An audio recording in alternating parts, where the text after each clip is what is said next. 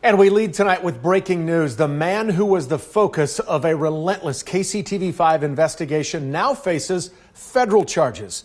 We stood for families across the nation as we exposed Shawn Parcells. Families say that he claimed to be a doctor, took their money, and then botched autopsies. Investigative reporter Angie Racono is live now from the FBI.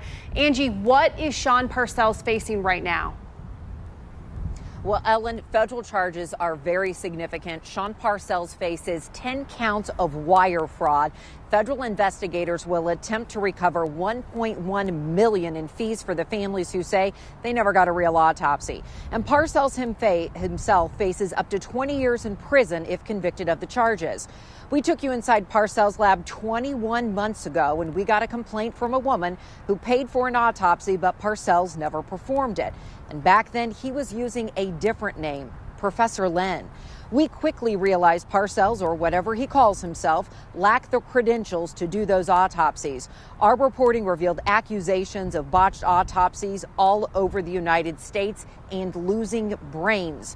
Parcells was eventually shut down, and the lab that you see right there no longer exists. 21 months later, he now faces federal charges.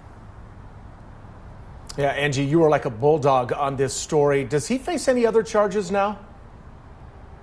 He does. There's a lot of different charges. He faces criminal charges in Wabaunsee County. That's for desecration of a corpse and theft. There are also state level charges, and that's for consumer fraud. There's dozens of those. And don't forget, he's also in trouble with the Board of Healing Arts for pretending to be a doctor. Angie, there were so many parts of this story that were shocking, frankly. What has surprised you the most about all of this? I think when he said that he almost became a neurosurgeon, because remember, he never even went to medical school. And when I asked him about that, he said, well, that's true. I thought about it. I almost became a neurosurgeon. Now, the families certainly don't buy any of these explanations that we've heard over the years. They say Shawn Parcells is a fraud and he must be held accountable.